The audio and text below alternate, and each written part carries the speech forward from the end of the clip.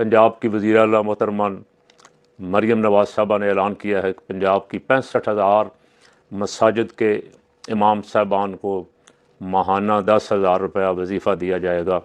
उन्होंने फरमाया कि ये अच्छा नहीं लगता कि मोहल्ले से चंदा इकट्ठा करके इमाम साहब को तनख्वाह दी जाए और चंदा इकट्ठा करके मस्जिदें तामीर की जाएँ। मस्जिदों की तामीर व मरम्मत का काम भी पंजाब हुकूमत अपने ख़ास फंड से करेगी और आइम्मा को तनख्वाहें अगर तो सिर्फ 10,000 रुपये है तो आपकी मेहरबानी, आप ये अपने पास ही रखें, और अगर उनको जो तनख्वाहें मिलती हैं उसके साथ आपका ये 10,000 वजीफ़ा होगा तो चलें, ये कोई बात वजाहत नहीं आई, इसकी वजाहत आ जाती तो अच्छा था। ऐसा ना हो कि जो मस्जिद वाले को 15-20 हज़ार उनको दे रहे हैं वो बंद कर दें कि आपको तो 10,000 हुकूमत से मिल रहा है और वो बेचारे पहले स्वाद से भी जाएँ। और वैसे मोहतरमा फ़कीर का एक सवाल ये है कि आपकी पंजाब में 40 साल से हुकूमत है। पहले आपके बाबा जानी एक बारी फिर शेर और चौथी दफ़ा बनते बनते रह गए, उनके साथ हो गई हेर फेर।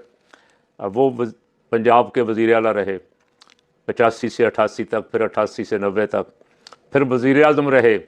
और आपके चचा जान ट्रंप के मंजूर नज़र, नेतन्याहू के मंजूर नज़र मियाँ शहबाज शरीफ साहब वज़ीर आला पंजाब रहे 1 दफ़ा, 2 दफ़ा, 3 दफ़ा।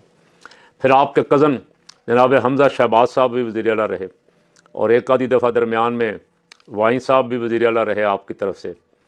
उनको तो मस्जिद का ख्याल नहीं आया।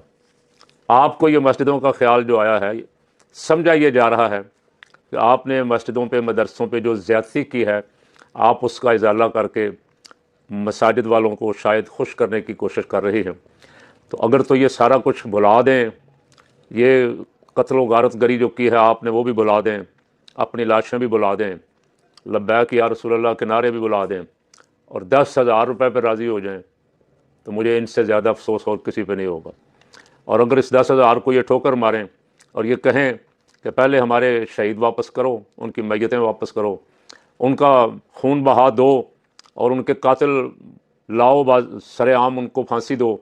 कौन कातिल है, किसने आर्डर दिया है, किसने कत्ल किया है, किसने गोली चलाई है, वो तो आखिर वक्त तक सवाल करते रहे। साद रज़वी साहब, गोली क्यों चला रहे हो, गोली क्यों चला रहे हो? वो तो कहते रहे तुम्हें अल्लाह का वास्ता, तुम्हें रसूलुल्लाह का वास्ता, तुम्हें तुम्हारी माओं का वास्ता, तुम्हारी माओं के दूध का वास्ता। वो तो आखिर वक्त तक आपके जो अफराद कह रहे हैं कमेटी खेल रहे हैं या मज़ाकरात लाएँ, मैदान में कोई कमीशन बनाएं और सारी तहकीकात करवाएं। मस्जिदें मेरा चलाने वाला मालिक बड़ा ताकतवर है, वो मस्जिदें भी चल रही हैं जहाँ कोई चंदा देने वाला भी नहीं है, कोई चंदा लेने वाला भी नहीं है, वहाँ भी नमाज़ पढ़ी जा रही है।